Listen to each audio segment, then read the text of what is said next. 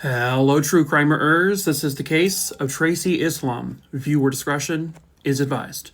This case occurred in Dearborn, Michigan back in 1999. 37-year-old Tracy Islam was in a bad marriage at this point. She was married to Dr. Azizul Islam. By 1999, their marriage is it's just over with.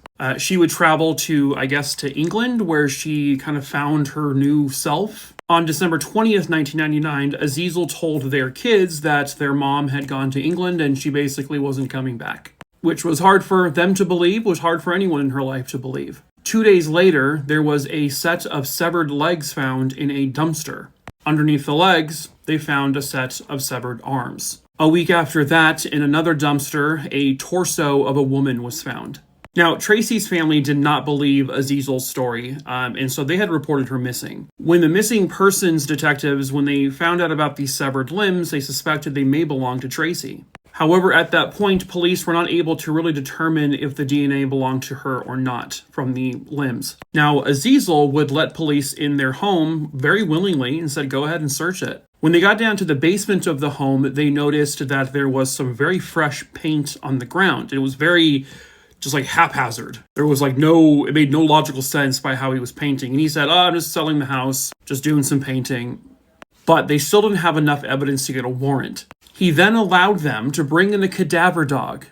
Why, you idiot? But good thing he did, because the cadaver dog came in and it picked up on some scents, specifically of human remains. That was able to get them their warrant. They searched underneath the flooring and they found blood. The warrant also allowed them to search more thoroughly around the basement, which they then found traces of a blood spatter. Now, at this point, they're able to create a DNA profile for her. I want to guess it's off of items they found in the house, like maybe her hair from a brush and that kind of thing. And they confirm that the blood they found in the basement and the limbs all came from Tracy. Azizul was then arrested and charged with her murder. The belief is that he overheard a conversation Tracy was having with a man that later determined to be a boyfriend, and that set him off into a rage. He goes to trial and he is found guilty of her murder and sentenced to life in prison. But it was later revealed that the dog trainer, she planted evidence in the basement, a hacksaw with human remains on it.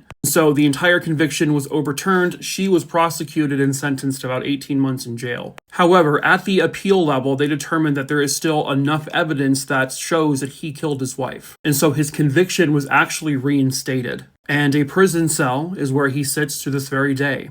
And he will never know freedom ever again.